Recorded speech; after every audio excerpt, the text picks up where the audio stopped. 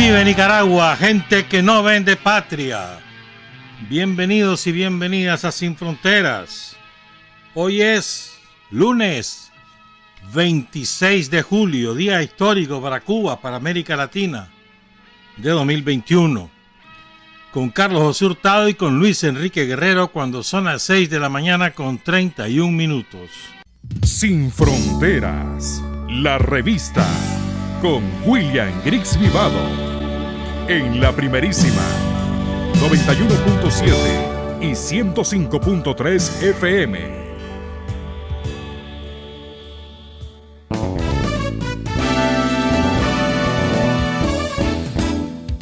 Sin fronteras para decir la verdad, sin fronteras trabajar, avanzar, combatir, vencer, sin fronteras.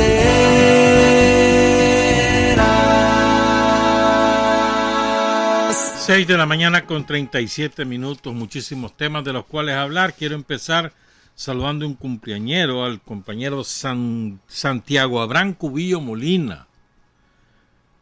Está de cumpleaños hoy, es un fiel oyente de Sin Frontera y lo saludan su hija Carla Vanessa Cubillo Centeno y sus nietos Vanessa, Abraham y Carlos. Felicidades, compañero. Ayer fue el cumpleaños de un gran compañero, un gran amigo y un gran dirigente de la revolución, Carlos Núñez Telles. Ayer fue su cumpleaños.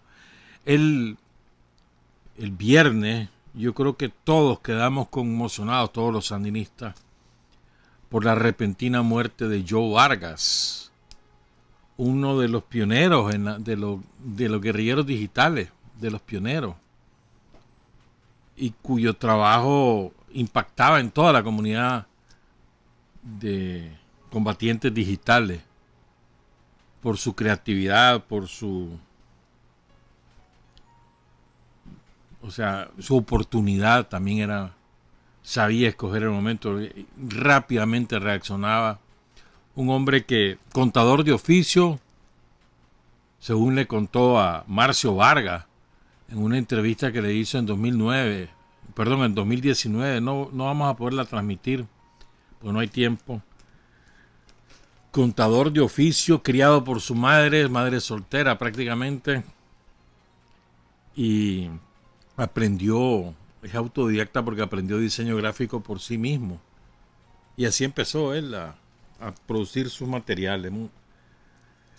Habría que llamar ahora a los compañeros, los guerrilleros digitales, los Joe, ¿no? La tropa Joe Vargas, los Joe, ¿no? Sería genial.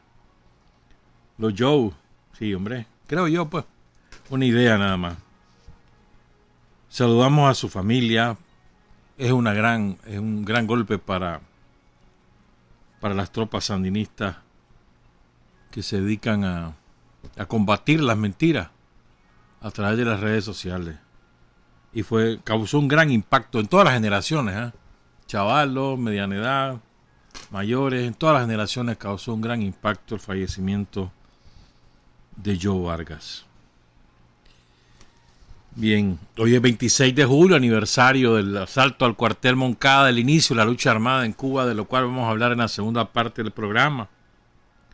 Y lo vamos a unir a uno de los héroes cubanos que participó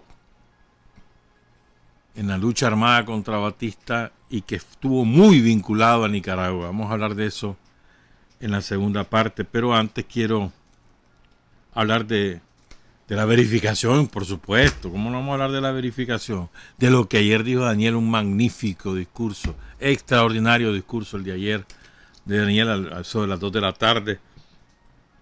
Pero antes, una cosita, vean, es que yo siempre he escuchado por ahí, ¿verdad? Que qué barbaridad, que cómo sube el combustible y todo lo demás. Les quiero mostrar este cuadro. Este cuadro lo publicó el sábado, si mal no recuerdo. Sí, el sábado fue. El diario La Prensa de Panamá. Fíjense bien en este cuadro. los que tienen la oportunidad de ver el video y los que vayan a verlo después. Se los voy a contar los que nos están oyendo solamente por la radio o por internet. Aquí sale el precio total en la primera columna, el precio sin impuesto en la segunda columna y el impuesto que se aplique en la tercera columna. Las distribuidoras de petróleo en Nicaragua le venden el precio más alto. Solo superado, a ver, ¿qué? No. Es el precio más alto fijado por las distribuidoras en Nicaragua. O sea, el combustible más caro lo venden las distribuidoras en Nicaragua. El Estado de Nicaragua no tiene distribuidora. Están en manos privadas. Y lo venden a $3.50 el galón. El que le sigue es El Salvador con 3.02. Pero el combustible más caro lo vende la refinería Puma, la otra, la UNO, son los que más caro venden en Centroamérica, en todos los países del SICA, incluyendo a República Dominicana. $3.50 hasta el 17 de julio. El impuesto que aplica Nicaragua es de 86 centavos de dólar. Es el segundo más bajo de Centroamérica, por 1 centavo. Porque el más bajo es El Salvador con 85 centavos. Nosotros lo superamos por 1 centavo. Y sin embargo, tenemos el combustible más caro, el tercer combustible más caro de la región. La razón principal, los distribuidores, las transnacionales, la UNO, ¿verdad? Y la Puma, que es de capital suizo, es mixto. Pues, y la UNO, que es capital mixto también, pero es hondureña. Para que estemos claros. Donde más barato lo venden las distribuidoras es en Guatemala, 2.76, y en Nicaragua 3.50, casi, 80 centavos más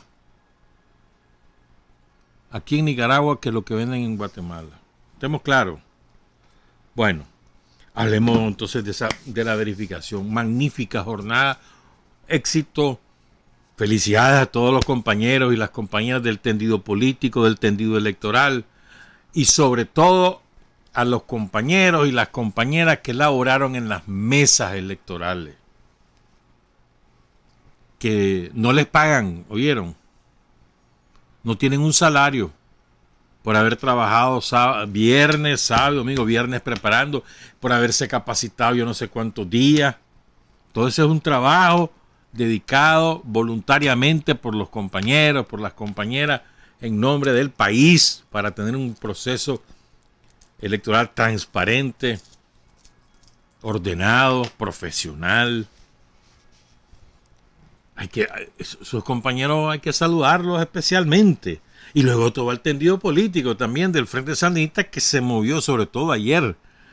Se movieron, mano, para sacar a la gente por donde quiera. Muy, muy bueno el esfuerzo. Fíjate que el promedio histórico había sido como máximo 1/4 del electorado se verifica, hasta antes de este fin de semana. Como promedio. 1/4, porque la mayor parte de la gente dice, no, y si va a ser donde voto, ¿para qué voy a ir? Entonces para nosotros era una oportunidad de ensayar el día de... Y de ajustarlo, y tuvimos la oportunidad de 2 días, porque si el sábado no lo hicimos bien, pudimos ajustar al día siguiente, y eso fue lo que ocurrió en muchos casos. Se desbordó la gente en Rosita, por ejemplo, una maravilla. Había multitudes de gente en Rosita, en Matagalpa, en León fue muy bueno, en la ciudad de León al menos. En donde más que vi fotos, buenas fotos. Y en Masaya, en Monibó estuvo bueno. En Chinandega hubo buena participación. Y aquí en Managua, sobre todo en los barrios empobrecidos. Y otro detalle de lo de ayer. Una amiga ya lo bautizó. Creo que ese nombre con el que ella lo bautiza me parece que es magnífico. Hay que dejárselo. Las momias salieron de su Esto, con los no sé cuánto, no me acuerdo ahorita cómo se les dice, a donde quedan sepultadas las momias, salieron y se fueron a verificar masivamente en sus camionetonas, con sus chavalos, llamando por teléfono, por celular a sus familiares en el exterior, para decirle, aquí está, oíste, podés votar, pero podés venirte. Por montones salieron las momias, bueno, en las zonas donde viven las momias, pues, Santo Domingo, aquí en Managua, ahí por el lado de Villa Fontana, para arriba, para el sur, pues, en el lado de Esquipula, aquí en la carretera sur, donde viven las momias, pues, ¿verdad? Y no hubo un solo incidente, ni uno, ni sábado ni domingo, ni un solo incidente, con ninguno de ellos, con nadie en general. Mala crianza hubo en todos lados, pues. ¿Ah? Y eso no tiene, la mala crianza no tiene distinción de color, por color político, ¿verdad? Sino mala crianza, pues gente malcriada, que llegan con la luna, pues, qué sé yo. Pero incidente, ninguno, de ningún tipo. Y todas las momias fueron adecuadamente atendidas, como debe ser, con cortesía. Como no, señor, pase usted, aquí está, presénteme su cédula, aquí está, mire, aquí está, puede firmar, firme, ya se puede marchar, ya está, se fue. ¿Cuánto tardabas en verificándote? Como en el proceso ya concreto, una vez que ingresaba, ¿verdad? Al local propiamente dicho, donde estaban las compañeras, sobre todo eran mujeres las que estaban en la mesa, tal vez 45 segundos. Por lo menos esa fue mi experiencia. Raflarman, firmaste, te fuiste, vámonos. Y lo más que tardé ahí fueron 10 minutos, porque habían 10 en la fila, yo era el 10. Después te pusieron otros tantos atrás mío, pues, pero... Y entonces, bueno, y salieron, pues, los ricachones, las momias, pues, salieron de ahí. Se fueron seguramente a su club campestre, a jugar tenis, a la piscina, qué sé yo, man. Pues las momias no se pueden quejar. Fueron tratados respetuosamente como se trata a todos los ciudadanos. Así se trata a un compañero del que tiene la menor cantidad de ingresos como el de la mayor cantidad de ingresos, por iguales. ¿Verdad? Ahora, en términos de seguridad ciudadana, una maravilla, hermano. Fíjate que, por lo menos mi experiencia en los centros que pasé viendo, ¿de qué estaban preocupados los policías? ¿Vos qué andaban vigilando? Estaban viendo a ver a quién le podían ayudar a caminar, a subir a la acera, a lo que fuera. Pues eso era su preocupación.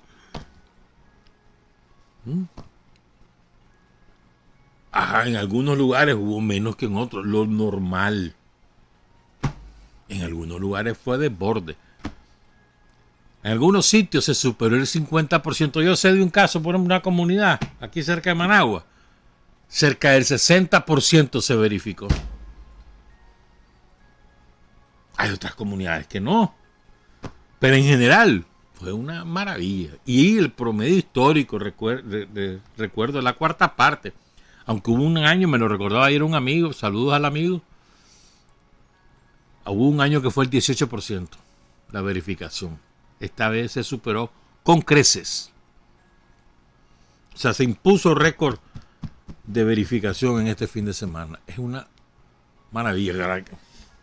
Ahí está legitimado el proceso electoral mismo. Ahí no fue hasta los criminales fueron ahí. El cura borracho ahí anduvo. Anduvo en Masaya, el cura picado. Estaba bien bolo después de la misa. Pues así se fue a verificar el picado. El otro, el cura tranquero. La viuda del somocismo, Álvarez. Ahí se fue. Haciendo el espectáculo, él contó ahí su sotanota. Brenes, ahí anduvo. Sí, hombre. Entonces, después no vengan a decir cuento. Ahí está el padrón, ahí te firmaba.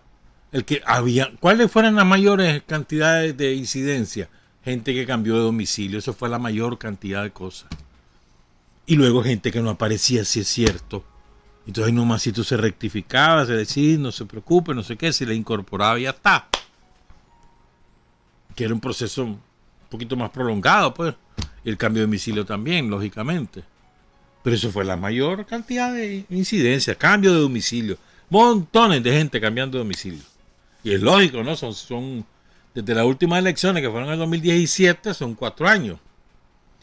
Y mucha gente en el 2017 de las municipales participa menos gente que en las presidenciales. Entonces ponerle 5 de las presidenciales. Lógico, muchísima gente cambia de casa. Lógico. Eso es lo que más ocurrió. Hay que felicitarnos a todos, ¿no? Pero sobre todo a los compañeros que se esforzaron. Los que anduvieron con el transporte, los que anduvieron con la comida, los que anduvieron de casa en casa, caminando, pedaleando, hermano.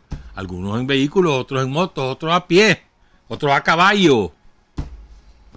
Pedaleando, buscando a la gente. Mira, hermano, vámonos. Es importante que te verifique. Y lo llevaban. Una maravilla. Ahora, hubo fallas, seguramente que la hubo. Ahora me imagino que hoy todo el mundo va a evaluar. Lógicamente, ¿no? Y entonces, ¿para qué vamos a evaluar? Para que en el día de 6 y 7 de noviembre, hermano, todo eso esté aceitadito, ¿viste? Para eso no sirve. Pero fue maravilloso, pues todo lo ocurrido. Muy, muy, muy bueno. Y además eso moraliza, ¿no? Legitima el proceso político y moraliza al sandinismo por el éxito. Pongan cuidado en esto. Ya vamos a hablar de lo que dijo Daniel. Pongan cuidado en este dato que lo dio, a ver, hace como 10 días lo dio. La presidenta, no, menos. La semana pasada fue.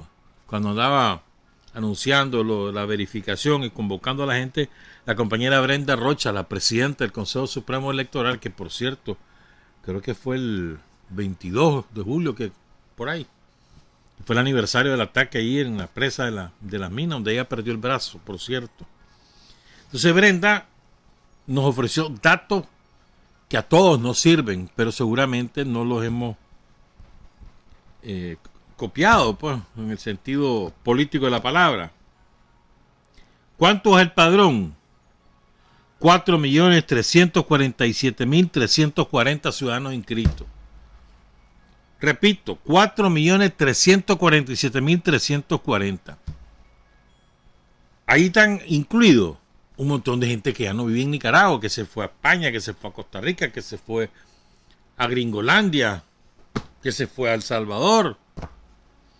Ahí están en el padrón. ¿Por qué? Porque se fueron. Están en el padrón seguramente, hay 2 padrones, recuerden, el activo y el pasivo. El activo es los que han estado participando en las elecciones. El pasivo el que tiene por lo menos dos elecciones de no participar. Y hay gente que va, mira, estaba en el pasivo, mira, y aquí vengo yo quiero que me incorporen, pues, porque voy a votar. Entonces va de viaje, ahí está, ya va al activo. Ese es el procedimiento que pasaba cuando vos llegabas y eras parte del pasivo, entonces después te apuntaban para que te incorporaran al activo, pues es lo lógico.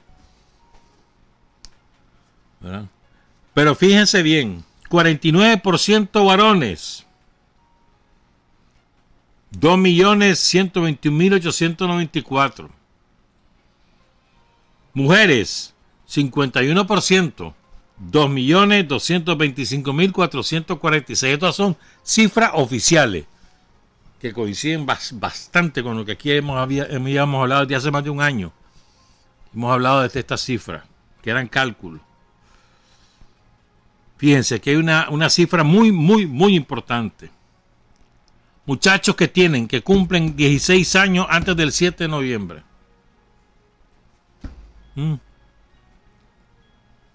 De los 16 a los 20 años, primeros votantes.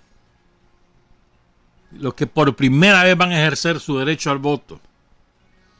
¿Saben cuántos son? Alrededor de 400.000. Es decir, más o menos, un poquito menos del 10% del electorado. Son 193.806 varones y 197.667 mujeres. Más o menos 400.000, un poquitito menos.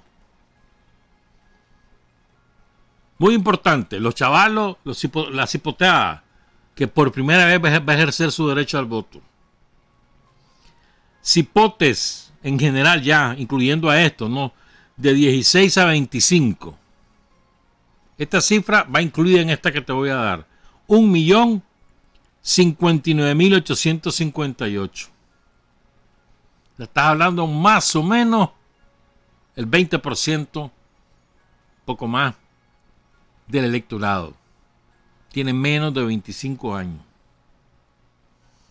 Casi el 25%.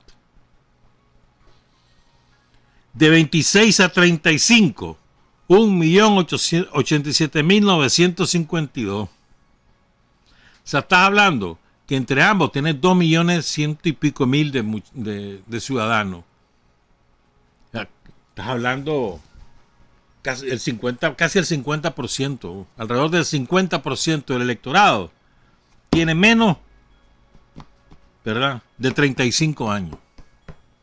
No vivió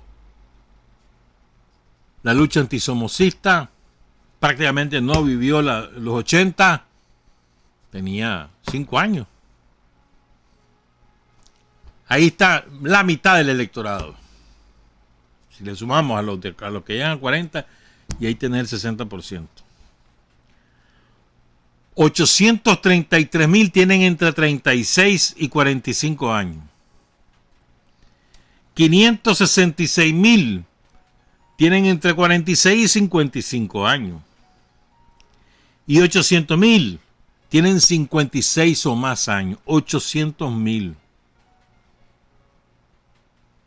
De 56 para adelante. Incluyendo gente de más de 100 años, ¿verdad? Ahí anduvo gente más de 100 años verificándose. Una maravilla, ¿verdad? Chavalitos de 16 que estaban cumpliendo también andaban verificándose. De todo. ¿Estamos claros? Esto es muy importante. Todos los grupos etarios es muy importante para el trabajo político, para saber a dónde vamos, etcétera. Y de cómo dirigir los discursos. Recuerden que el calendario electoral, y ahí tenemos el cuadro también. Ponelo, Carlos, el cuadro. El calendario electoral te fija que el 28 de julio, es decir, el miércoles, se tienen que inscribir los candidatos presidenciales y a diputados. El Frente de Sanidad tiene que hacer un congreso de hoy al miércoles, probablemente el miércoles en la mañana hasta ese congreso, para bautizar su fórmula presidencial y sus candidatos a diputados y a diputadas, propietarios y suplentes. Recuerden que la mitad es mujer, la mitad es varón, por ley. O sea, que esta semana vamos a conocer los candidatos a diputados del Frente Sanitario, los que más nos interesan, ¿no? Esta semana vamos a saber las fórmulas presidenciales de todos los partidos de la oposición. Esta semana de aquí al miércoles. ¿Estamos? Entonces el 28, ¿verdad?, es la inscripción. El 2 de agosto creo que se va a conocer la lista provisional. Y por ahí por el 17, aquí tengo la fecha, espérame, ya te la voy a dar. Por el 17 de agosto es que ya se da el final. El 18 de agosto es la publicación definitiva de candidatos. Porque se resuelven las impugnaciones el 17 y se publican el 18. ¿Estamos claros? Entonces entramos ya a la recta final. El miércoles en adelante la recta final. El último tramo, mejor dicho, no la recta final. El último tramo de las elecciones. O sea, esta semana va a haber mucha intensidad en el ámbito electoral, mucha intensidad, ¿verdad? Ahora hablemos un poquito del discurso de Daniel, que fue, repito, fue una salvajada, eso de ayer. Todo el discurso, hermano. Si no lo has escuchado, tenés dos oportunidades. Lo escuchás en audio, la primerísima lo subió a la página web, o el video está en Canal 4 y en el Canal 6, ahí lo podés. En las páginas de YouTube de ambos, ahí está el video. Hay que verlo, hay que estudiar ese discurso. Dura media hora, pero realmente cuando vos lo pones en texto es bastante menos, porque Daniel habló muy pausado a lo largo de todo ese discurso. Porque lo que tiró fue verdaderas pedradas, hermano. Vamos a comentarlo. Primer concepto, y tiró una serie de conceptos muy, pero buenísimo. Dice Daniel, antes de la revolución, Nicaragua era un país ocupado y habían puesto a Somoza para gobernar. Este concepto es buenísimo. Sí, realmente aquí Nicaragua estaba ocupada por los yanquis y te habían puesto un títere a gobernar, a Somoza, que era absolutamente subordinado a las políticas yanquis en todo el sentido de la palabra. La dictadura de Somoza, de los Somoza. Y esto es muy cierto. Pues. O sea, nosotros éramos un país ocupado hasta que vino la Revolución Popular Sandinista. ¿Qué elecciones libres iban a haber? Nunca la hubo. Recuerden a los marinos yanquis contando los votos en las elecciones de 1928 y después en 1932, 31, 1927 y 1931, contando los votos los yanquis. Allí en las mesas electorales, las autoridades electorales eran marinos yanquis, designados por el presidente de Estados Unidos. Y luego todas las autoridades electorales que puso Somoza eran previamente aprobadas por la embajada yanqui. Nosotros éramos un país ocupado hasta que llegó el pueblo de Nicaragua y dijo, basta ya, váyanse de aquí. Vamos a mandar nosotros. Eso pasó el 19 de julio. Basta ya, Somoza. Fuera de aquí. Yo voy a mandar ahora. ¿Verdad? Y esa decisión del pueblo incluyó elecciones libres. La primera se celebra en 1984, al amparo del Estatuto General, del Estatuto que había promulgado la Junta de Gobierno. Después vino la Constitución en el 87 y esa Constitución es la que da origen a las elecciones del 90.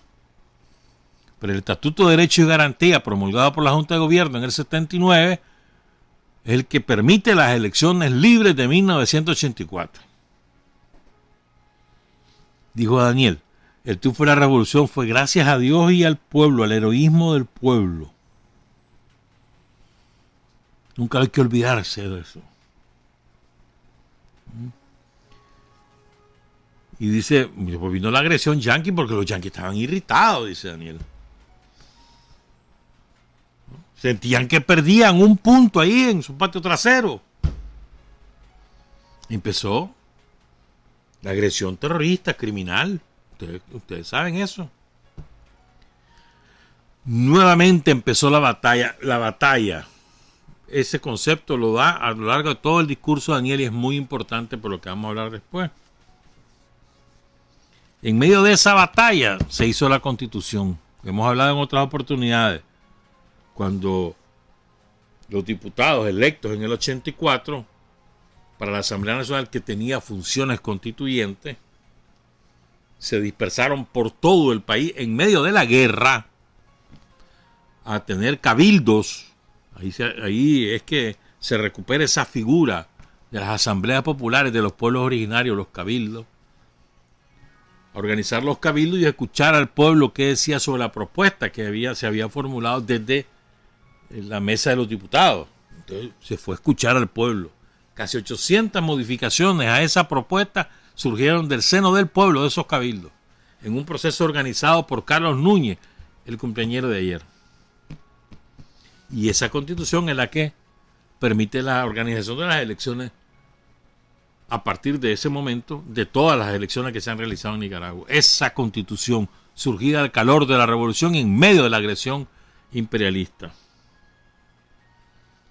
Y ahí, dice Daniel, estaba el principio de que el pueblo tenía derecho a elegir sin injerencia extranjera. Y además el modelo de la revolución, el pluralismo político, el no alineamiento y la economía mixta. Ahí se incorpora, que es exactamente ese modelo continúa vigente y mejorado. Luego viene otro concepto de Daniel, ¿no?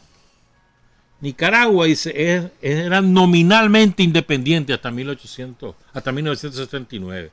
Se suponía que habíamos alcanzado la independencia en 1821. Primero toda Centroamérica y después queda Nicaragua aparte junto con el resto de las parcelas en 1838, pero la independencia nominal 15 de septiembre de 1821. Vamos a cumplir 200 años en un rato. Pero eso no era independencia. Nicaragua era un país ocupado. Y tenemos que alcanzar la segunda independencia, es el otro concepto, ¿no? Pero fíjense aquí, antes de eso, Daniel dice, cuando no podían someter totalmente a Nicaragua, la invadían. Walker, el primero, pero después vinieron un montón, son 12. La última con Sandino. Dice Daniela, las elecciones del 84 se realizan, y esto es importante porque se parece mucho lo que ocurría en 1984 a lo que ahora ocurre. La diferencia es que la agresión en aquella época era militar, económica y política, diplomática. En esta oportunidad es una agresión ideológica, política y económica. No hay agresión militar, pero son similares escenarios los que hay entre el 84 y ahora. Entonces dice Daniel, en el 84 los yanquis buscaron cómo unir a quienes no tienen vergüenza y no merecen siquiera ser llamados nicaragüenses. Esos son hijos del imperio, de la política yanqui, parias, porque el imperio tampoco los respeta. El imperio los utiliza porque cuando le da la gana les da la patada. Eso es una afirmación 100% verdadera. Los yanquis nunca adoptan a cualquiera de esos peleles como suyo y lo van a defender jamás. Cuando les deja de ser útil le pegan la patada en las nalgas. Y hay un montón que ahí está. ¿Quieren un ejemplo? Miren Alemán. Miren Alemán, les dejó de ser útil, a la patada va. Ese es el ejemplo más reciente que aquí tenemos.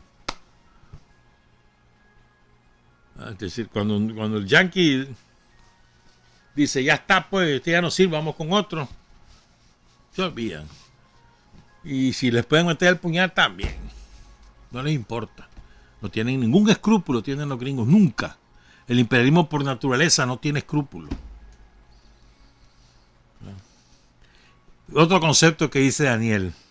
Si Dios quiere, vamos a votar en noviembre. No es si el imperio quiere. Vamos a votar en noviembre y no es porque quiere el imperio, dice. Porque el imperio no quiere elecciones en Nicaragua, quiere boicotearla, quiere sembrar, aquí viene otra cosa, nuevamente el terrorismo en nuestro país. Quiere sembrar nuevamente el terrorismo en nuestro país. Que es lo que hemos estado atajando en estos meses, desde mayo. Ya de una vez por todas, diciéndole hasta aquí llegaron los vendepatrias, los patricidas, y además no les vamos a permitir una segunda revuelta armada. No se las vamos a permitir. Y en eso andaban. Ahí pusimos a otros 2 encanados. Y todavía falta. Hay otras que han salido huyendo. Hay 4 ahí que salieron huyendo. Pero no vamos a permitirlo. O sea, si eso se les dijo desde un principio. Daniel dijo, nunca más. Desde, va a pongámosle fecha, 19 de julio del 2018. Ese día se lo dijo. Nunca más. Se acabó. Y además eso dice la amnistía. Calificó la verificación como un ejercicio soberano. Y es verdad. ¿Quién nos mandó a nosotros a hacer esa verificación? Nosotros mismos. ¿Quién le puso una pistola a los nicaragüenses que acudieron masivamente el fin de semana para que fueran? Nadie. Decisión soberana, voy a ir. Me fui a verificar, ya está. No es si el imperio quiere, sino si Dios quiere, dice, y el pueblo, la juventud, saldrá a votar en noviembre. Y entonces aquí viene este concepto que a mí me parece que es definitivo, pues, salvaje. Estas elecciones, y aquí viene por segunda vez lo menciona, son un paso más en la batalla por nuestra segunda independencia, que es la que estamos defendiendo, que será la independencia que nos hará totalmente libres.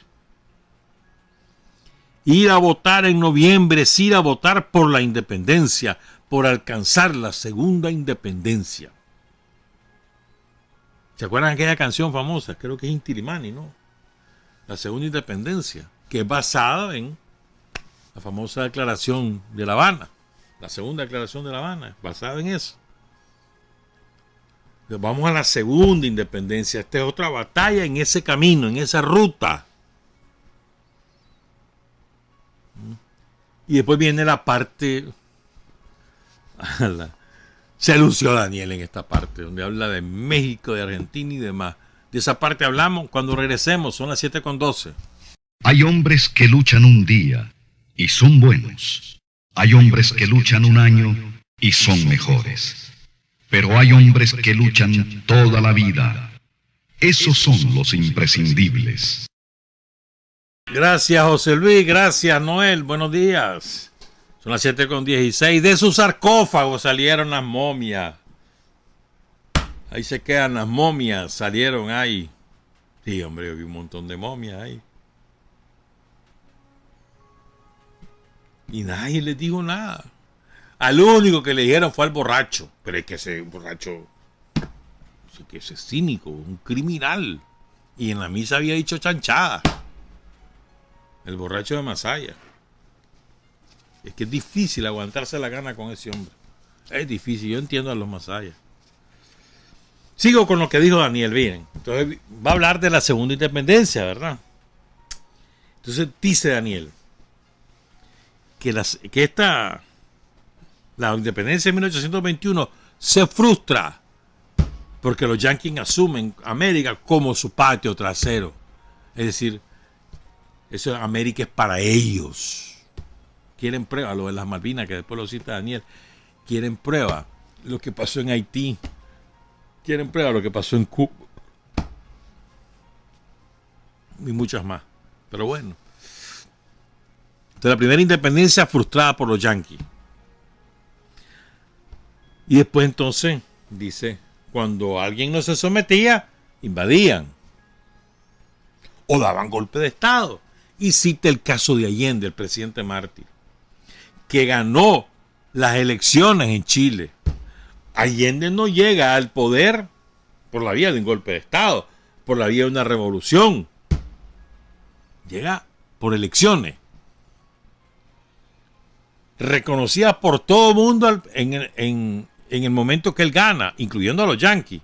Pero después empezaron a conspirar porque no les gustaba Allende. Hasta que lo matan. Hasta que lo matan. Y entonces dice Daniel, porque los yanquis no respetan. Porque a veces se nos olvida esto, ¿verdad? Para ellos, los yanquis, las elecciones solamente las reconocen cuando ganan sus peleles. O sea, los que ellos ponen como candidatos, otro concepto. No es que son candidatos electos por ellos, por los opositores, no, hermano. Los ponen los yanquis. No te perdas en eso. Si ganan, entonces la elección es buena. Si no ganan, no es buena. Y hacen todo lo posible por desestabilizar o destruir al país, como lo han hecho con Cuba, con Venezuela, con Bolivia, con Brasil. En Brasil llevan a la cárcel a Lula, por ejemplo, con mentiras. Y el imperio y los gobiernos peleles del imperio aplaudiendo, porque metieron preso a Lula. Ahora que ya salió libre, que además lo han declarado inocente en todas las causas, los yanquis no han aplaudido, ni los peleles. Y ahora está la gente luchando para que Lula regrese, como recordaba Daniel ayer. Y esta es otra cosa que nos recuerda Daniel. ¿Cuántas elecciones ha habido en Venezuela? Ganadas limpiamente. Pero como no ganan los peleles de los yanquis, entonces no las reconocen. Han llegado al extremo de inventar un pelele, que es el pelele Guaidó, que lo ponen a payaso. Ahí anduvo de guerenguerén, ¿no? Paseando y robando reales. Robando a lo descosido. Porque como los yanquis y todos sus peleles europeos lo reconocieron, entonces los reales del Estado de Venezuela se los robó Guaidó, como el oro. Y los depósitos que se robaron ahorita los británicos, que siguen reconociendo a Guaidó para legitimar su robo. Es increíble. Y la comunidad internacional no dice nada. Y ese es un robo descarado. Entonces, ¿cuántas elecciones no han habido en Venezuela? Y después recuerda Daniel, y aquí me llamó la atención esto porque lo hizo 2 veces. Recuerda el intento de magnicidio del presidente Nicolás Maduro, que fue evitado por las fuerzas de seguridad, que reaccionaron a tiempo y destruyeron los drones. ¿Se acuerdan? Hace como 2 años o 3 años de eso. Están en un acto político-militar. Está el Estado Mayor, está gran parte del gabinete y está el presidente Maduro. Y van sobre ellos los drones. Uno fue a estrellarse contra un edificio y mató a varias personas. Y entonces dice Daniel, ¿quiénes condenaron ese crimen? Los yanquis no lo condenaron porque ellos estaban detrás de ese crimen. Ellos son los que organizan esos crímenes, los magnicidios. Salvador Allende asesinado, a Nicolás Maduro lo quisieron matar, como a Chávez. Son los mayores terroristas y criminales del planeta. No hay un país sobre la tierra que no haya sufrido las agresiones de todo tipo del imperio yanqui. Y ahí están los que eran del grupo de Lima, ¿no? Que es el grupo listo y servido. Primero porque no puede ser Lima, porque está el profesor Pedro Castillo ahí, presidente, asume el 28. Pedro Castillo ya tiene su credencial y demás. Y entonces Chile, Colombia, eran Duque, Macri, que ya se fue, Piñera y el de turno en Perú, porque ahí cambiaron de 3 veces de presidente en los últimos 4 años. Entonces, el que estuviera de turno. Listo y servido. Ah, bueno, y el otro que ya se fue también, Moreno, el traidor. Entonces, ese grupito no veía ni las agresiones, ni el bloqueo, y por supuesto no los condena. Entonces dice Daniel, por tanto, nosotros somos, voy a leerlo casi textual, estuve haciendo todo esto en la noche. Por tanto, nosotros somos parte de esta gran batalla que se está librando en nuestra América. Son las batallas que estamos librando los pueblos que han sabido elegir gobiernos que defienden con firmeza la autodeterminación, la soberanía de los pueblos de nuestra América. Que han sabido elegir. Otro concepto. Y esta lucha que estamos librando nosotros aquí en Nicaragua es una lucha que es parte de esa batalla continental. Y dice Daniel, y seguro, así como en Cuba, ¿verdad? Han sabido vencer las agresiones del imperio, como en Venezuela, como en Bolivia, como ahí en Brasil, que están luchando para que Lula vuelva al gobierno. Así también estamos luchando aquí. Es una batalla común de los pueblos que además estamos integrados en el ALBA, porque sabremos, aquí viene lo más salvaje, hermano, porque sabemos que frente al imperio no hay espacio alguno de negociación ni de entendimiento. No hay, repito, espacio alguno de negociación ni de entendimiento. Los que se hacen ilusiones sencillamente se están olvidando de la propia historia de sus pueblos que han sufrido las más brutales agresiones y humillaciones del imperio. O sea, estos riflazos son espectaculares, hermano. Repito, frente al imperio no hay espacio alguno de negociación ni de entendimiento. Y los que se hacen ilusiones se olvidan de la historia. Y entonces recuerda dos casos, Daniel, que más que el hermano pueblo mexicano, al cual le arrebataron su territorio y al cual sencillamente lo tienen con un cañón sobre la cabeza. Lo decía con toda claridad el presidente Trump. Cuántas barbaridades no habló abiertamente Trump, y respetando la dignidad del pueblo de México, y no hubo gobierno en México que diera la cara por ese pueblo. Al que le caiga el guante que se lo plante, va. No hubo gobierno en México que diera la cara por ese pueblo. Eso sobre México. Vamos con Argentina. Dice, ¿y cuántas agresiones del imperio contra el pueblo argentino? Y la mejor prueba para los que se hacen ilusiones pensando que el imperio tiene algo de racionalidad, que recuerden los hermanos argentinos cómo el imperio, que tenía su compromiso en la OEA, el famoso TIAR, el Tratado Interamericano de Asistencia Recíproca, de defender a cualquier país latinoamericano que fuese agredido por potencias extraterritoriales, cuando los ingleses, para consolidar su política colonialista, imperialista, se aliaron con los yanquis para aplastar la resistencia del pueblo argentino que estaba dando la batalla por las Malvinas. Que no se hagan ilusiones con el gobierno yanqui o con el gobierno inglés, que exista alguna posibilidad de entendimiento. El pueblo argentino lo ha dicho con toda claridad. Las Malvinas no se negocian, son de Argentina, son de América y Latina y el Caribe y no se negocian. ¿Ah? Perdón, aquí hay tenemos aquí recién pintada la mesa, entonces está el barniz que te da un tufo salvaje. ¿Ah? Voy a salir drogado de aquí. Bueno, y ahora viene la parte final. Estos momentos son complejos, dice Daniel, porque hay tendencia que se hace en la ilusión de que el gobierno yanqui cambió.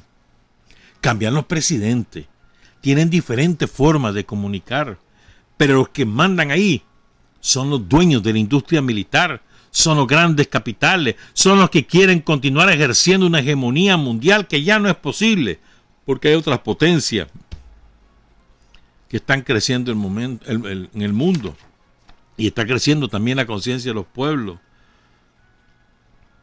que más quiere el respeto a la autodeterminación y la soberanía. Pero el yanqui no entiende porque se cree dueño del mundo. Y aquí le dio otra patada, ya sabes a dónde. El yanqui se ha creído el cuento de Superman, se cree Superman. Pero aquí Sandino les enseñó que no era Superman y los derrotó. Y en Vietnam los derrotó, y en Cuba, y en Venezuela.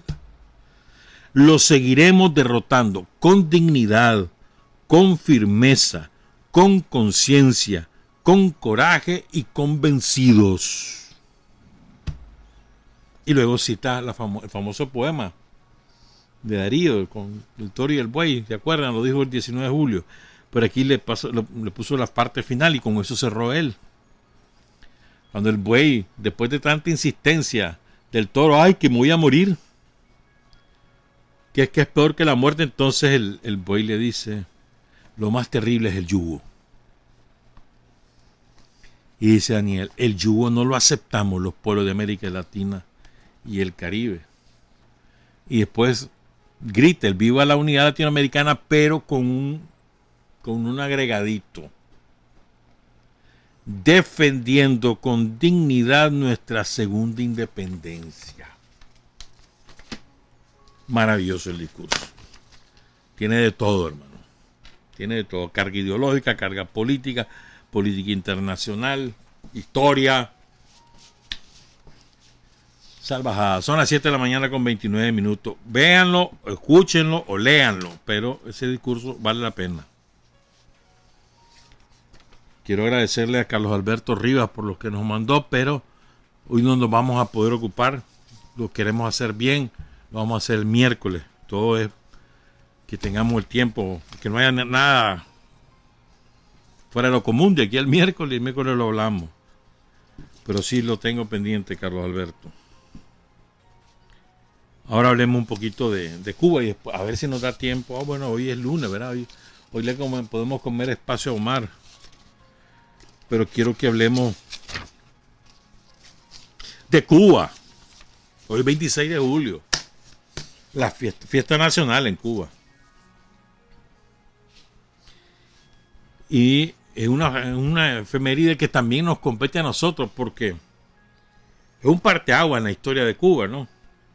Hay antes del 26 de julio y después, 26 de julio de 1953. Hay un antes y un después. Pero además, ¿por qué nos atañe a nosotros? Porque es la reivindicación de la lucha armada revolucionaria para derrocar una dictadura. Y a partir de ese momento, bueno, ya en Colombia había una guerrilla, la guerrilla de la FARC, que había nacido en el 48-49, y Cuba. Pero es a partir del triunfo de la Revolución Cubana que queda aún más legitimada esa lucha armada. O sea, por eso es tan importante. Porque esa lucha armada que inicia Fidel el 26 de julio desemboca en un triunfo revolucionario.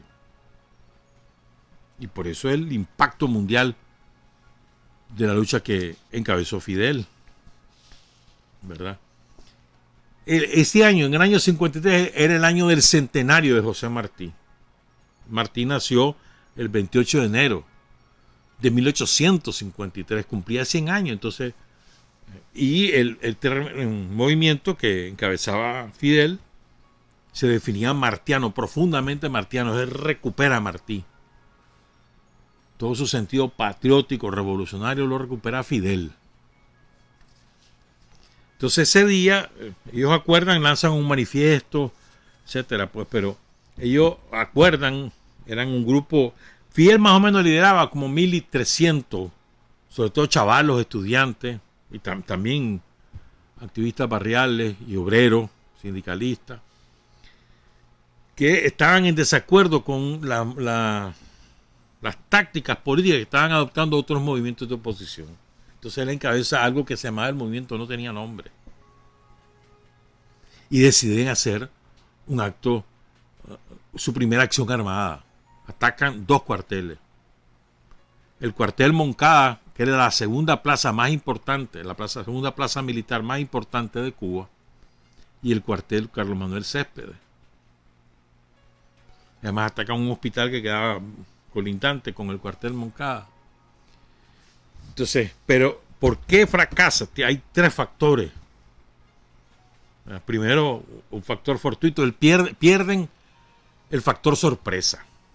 Ellos lo pierden porque se topan, cuando van rumbo al cuartel, se topan con una escuadra que andaba haciendo, una patrulla pues que andaba haciendo vigilancia en los alrededores del cuartel y chocan. Entonces los tiros alertan a la guarnición que se prepara para la defensa y ya se perdió el factor sorpresa. La otra causa de ese fracaso es que eran varios vehículos que conducían a una parte de los 100 y pico de guerrilleros que participaron en la acción, 135, y que además llevaban armas. Y resulta que uno de ellos se friega, se descompone en el camino, y otros 2 se pierden, porque como no conocían la ciudad, se pierden. Y las mejores armas no llegan a las manos de los combatientes. Entonces se entabla el combate. Hay algunas bajas, no son numerosas, pero hay bajas de los 2 lados. Pero el poder de fuego de los que están defendiendo el cuartel es infinitamente superior. Si aquellos estaban con pistolitas, algunos con fusiles. Entonces creo que son 6 los compañeros que caen en el combate, quedan ahí los cadáveres afuera. Ahí tenemos la foto, ¿verdad? Entonces, que esos cadáveres quedan afuera del cuartel, pero a la mayoría los capturan vivos. A la mayoría. Algunos, las tropas, los combatientes de Fidel, capturan a algunos soldados, a todos les respetan la vida, después los sueltan. Los que están en el cuartel los agarran a los combatientes y les hicieron chanchada. Ya vamos a contar eso, ¿verdad? Entonces, este movimiento, el primer jefe de ese movimiento era Fidel, el segundo era Abel Santamaría. Y miren lo que ocurre. Fidel le dice a Abel: vos te haces cargo del ataque al cuartel Céspedes, porque si yo caigo en el combate, vos quedás al frente. Él era el segundo al mando del movimiento, Abel Santamaría. Y Raúl se encarga del hospital. Raúl tuvo éxito, se tomó el hospital. Y también Abel Santamaría. Lo que pasa es que como fracasa el flanco principal, donde van 90 de los combatientes, van con Fidel, entonces después se desata y capturan a todos, o matan a todos, al resto.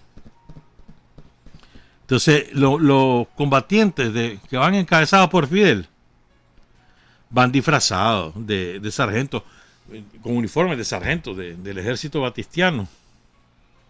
Batista había llegado al poder un año antes y había desatado una represión feroz. Y entonces, y los mismos combatientes hicieron sus uniformes. O sea, de su fondo, entre todos, recogieron real y hicieron sus uniformes. Ya.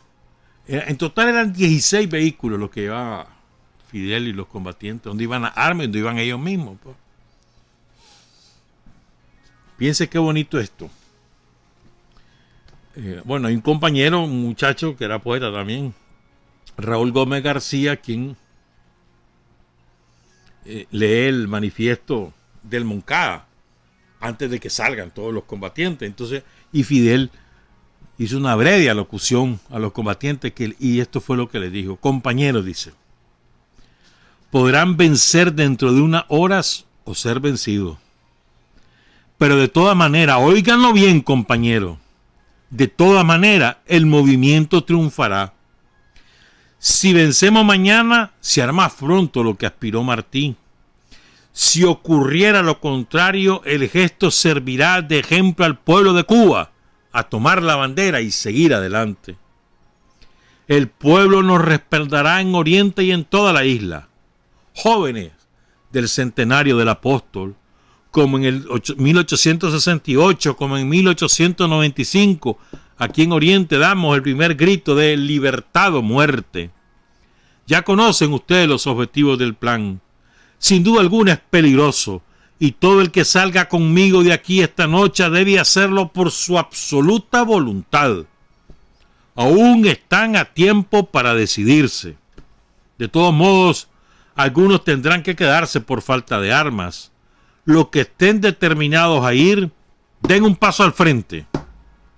La consigna es no matar, sino por última necesidad. Ah, qué bueno eso.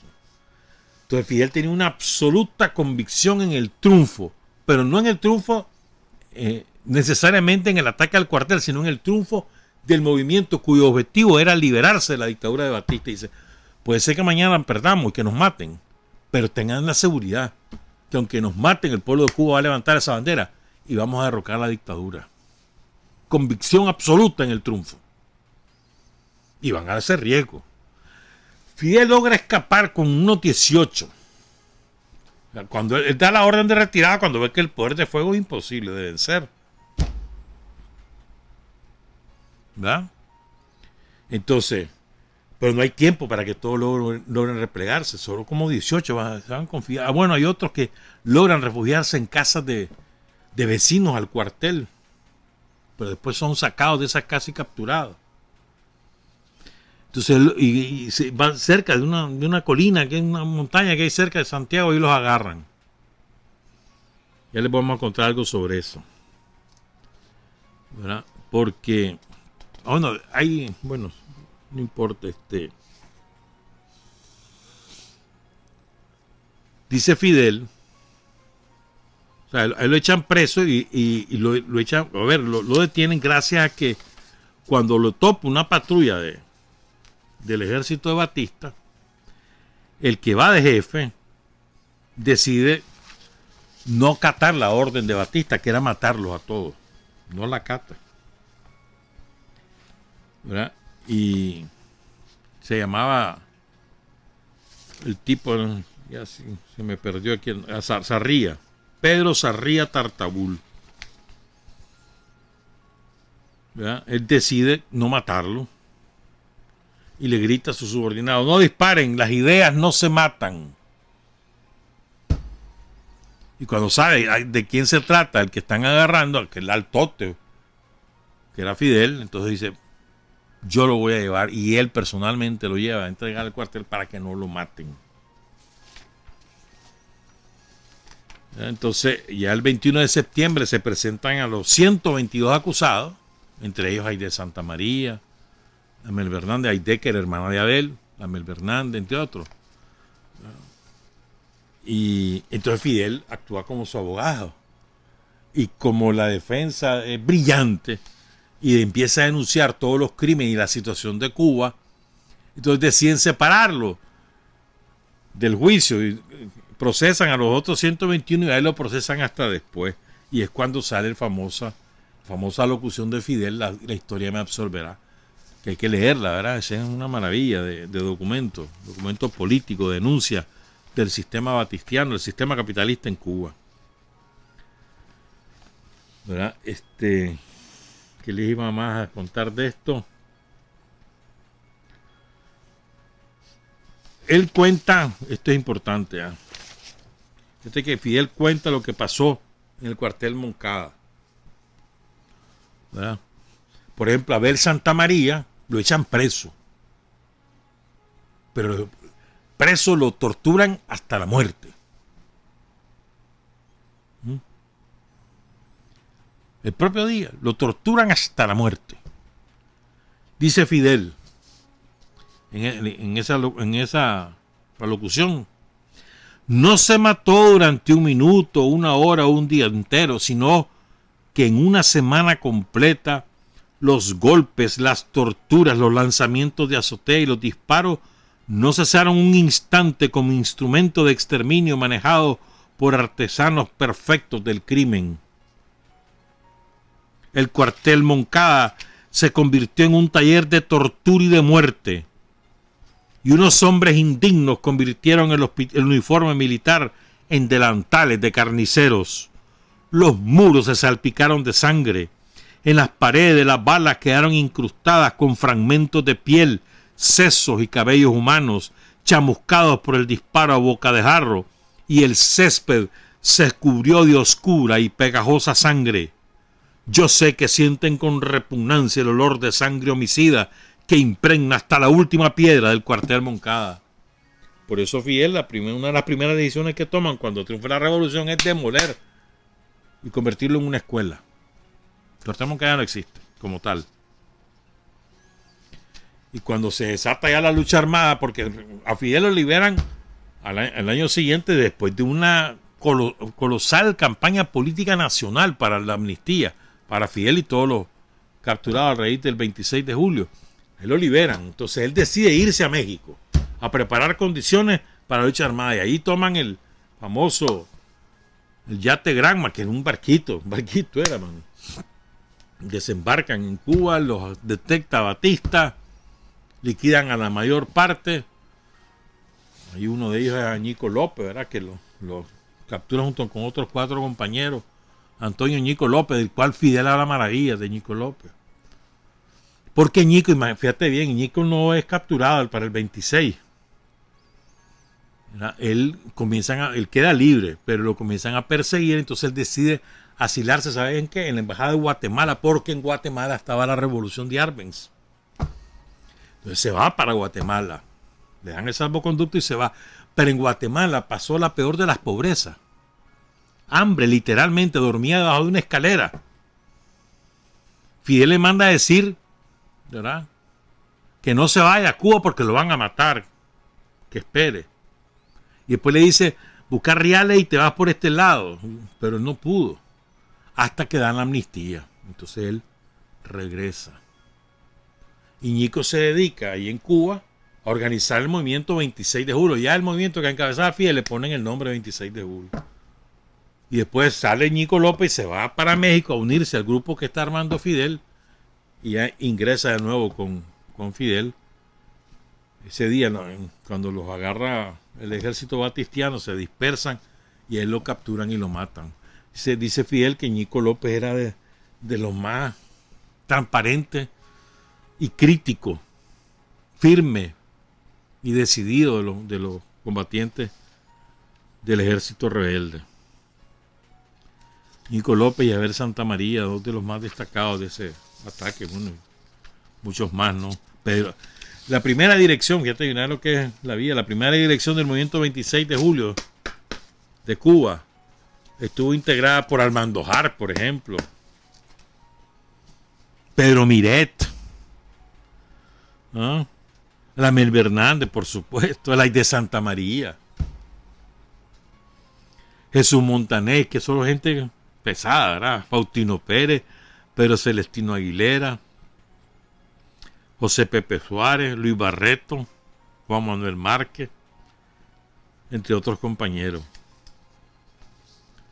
Son 82 los que salen de México, de Veracruz, en el yate Granma.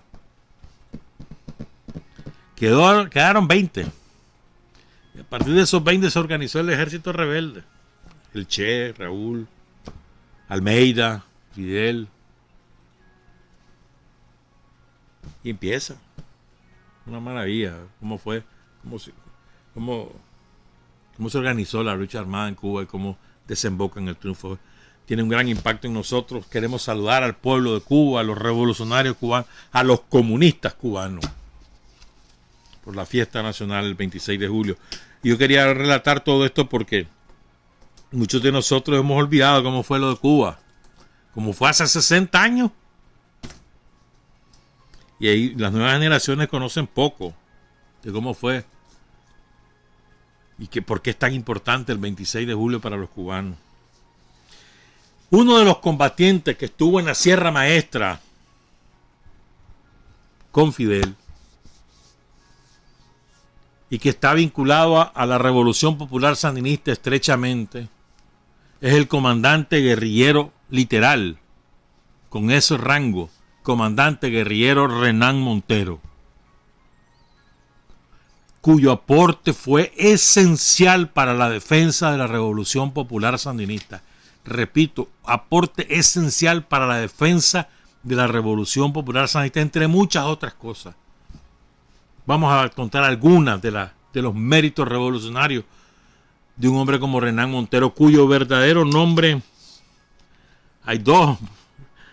O sea, ¿qué clase de conspirador era Renán? ¿Qué clase de conspirador? Que ni siquiera estamos seguros de cuál era su verdadero nombre. Algunos lo identifican como Andrés Barahona López y otros como Juan Antonio Molión Cabrera. Aquí en Nicaragua le conocían como el Molión, el Viejo y Renán Montero. Iván lo conocían en Cuba, en Bolivia con el Che, vamos a contar eso. Entonces, Renán, que había nacido en los primeros años 30, tipo 31, 32, no está claro tampoco. Renán participa en la Sierra Maestra, allí, en las filas del Che, y se hace un hombre de absoluta confianza del Che. Renán Montero tenía comunicación directa con Fidel.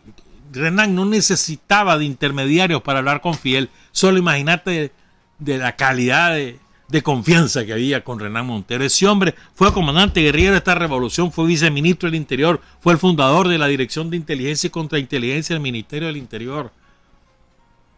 Ese hombre aquí estuvo, hombre de la absoluta confianza del Che y de Fidel, absoluta.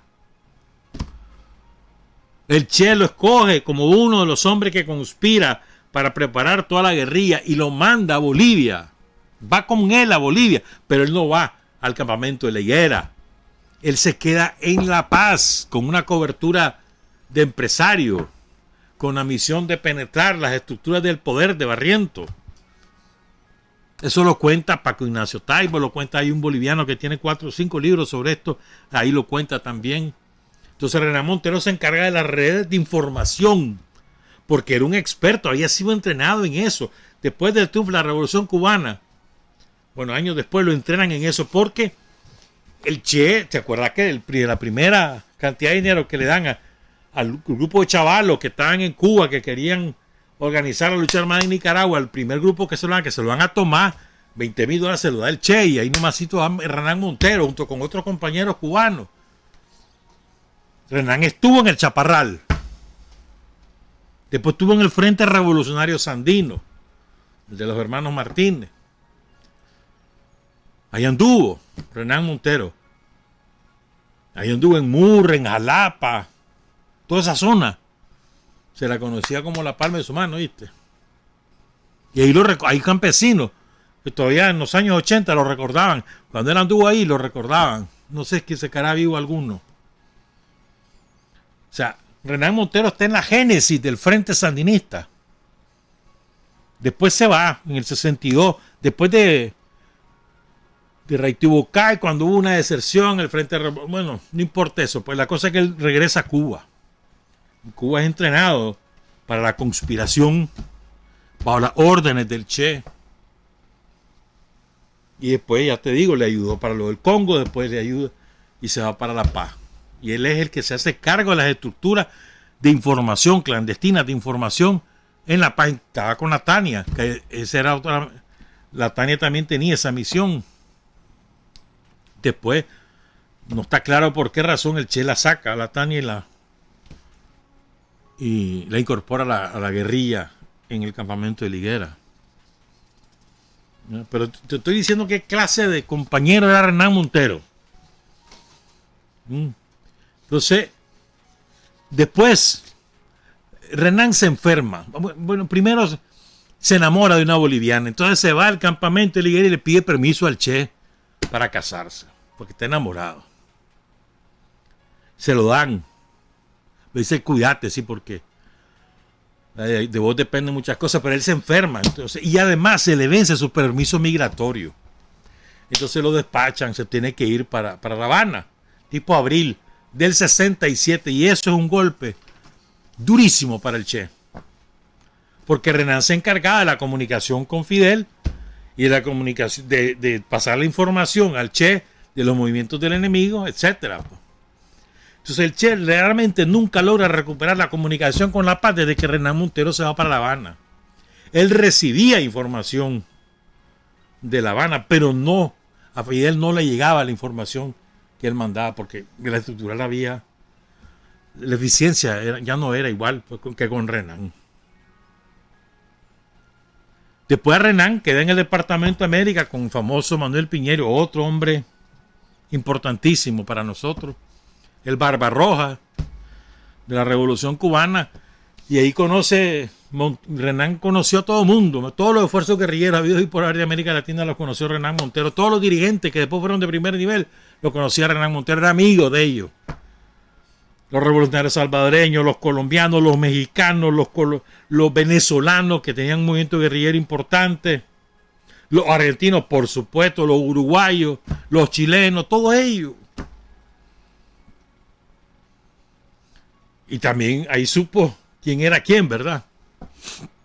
Y después Fidel, cuando inicia la ofensiva de octubre, aquí en Nicaragua, lo manda a Costa Rica. Es más, él lo pide porque él tenía su corazoncito vinculado al sandinismo, a Nicaragua. Y ahí finalmente pasa al Frente Sur. ¿No? Pero, ese hombre tenía una inteligencia natural, especial. Para la conspiración, tenía un sexto sentido, olfateaba la traición y el peligro. Era una especial, pues. Y lo otro especial que tenía Renán Montero, comandante de brigada de este país, comandante guerrillero. Otra característica especial era su don de transmitir sus conocimientos a los compañeros que con él trabajaban. No era un hombre celoso de lo que él sabía y que no formaba gente y les enseñaba cómo hacer las cosas y se las enseñaba bien. ¿Ya? O sea, él dejó escuela, que hay un montón de compañeros que están en el Frente Sandinista y todavía están en estructuras importantes en este país, que han, a pesar de su edad, que son formados por Renán Montero. Dejó huella, sello. Hay algunos de los traidores que hablan pestes de Renán. Renán nos tenía mediditos desde entonces. Me acuerdo bien de algo. Renán le llegó a advertir a alguien, no importa, de que fulanito tal iba a traicionar. Te estoy hablando principios de mediados de los 80. Y no le quisieron hacer caso y efectivamente traicionó porque era un agente de la CIA.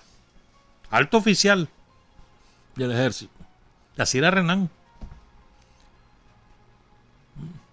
Una maravilla. Como ser humano, como combatiente, como militante. ¿Por qué estoy hablando de él? Porque su aniversario acaba de pasar. ¿Verdad? Renán murió el 24 de julio de 2009. Murió en La Habana. Ya tendría que un 31, como 70 años por ahí más o menos, un poco menos. Estuvo en Nicaragua en el 2007, vino a la toma de posesión de Daniel, ¿verdad? Y nunca perdió el vínculo con Nicaragua. Te digo, hermano, hay una orden la orden Renán Montero, que se impone en Nicaragua en las estructuras de inteligencia y contrainteligencia. Y creo que nosotros tendríamos que aprender más de la vida, del ejemplo de lo que es Renán. Lo que pasa es que también él se llevó muchos secretos a la tumba, obviamente, ¿verdad? Muchísimos secretos se llevó, pero hay muchas otras cosas que se pueden compartir, que los compañeros y las compañeras que trabajaron con Renán están obligados a compartir. Ya han pasado 40 años, hermano, y es hora de escribir, de contar, de hablar, de grabarlo. Pues no quieren aparecer, grábenlo, guárdenlo y entréguenselo a alguien para que cuando ustedes fallezcan, que se quede ese testimonio de las cosas que hizo Renán Montero, por ejemplo, entre otras cosas, ¿no? Honor y gloria, pues, a ese héroe, nacido en Cuba, revolucionario internacionalista, sandinista de corazón, el compañero, comandante guerrillero Renán Montero. Trabajar, avanzar, combatir, vencer. Patria y libertad. Revolución es sentido del momento histórico. Es cambiar todo lo que debe ser cambiado. Es igualdad y libertad plenas. Es ser tratado y tratar a los demás como seres humanos. Es emanciparnos por nosotros mismos y con nuestros propios esfuerzos. Es desafiar poderosas fuerzas dominantes dentro y fuera del ámbito social y nacional.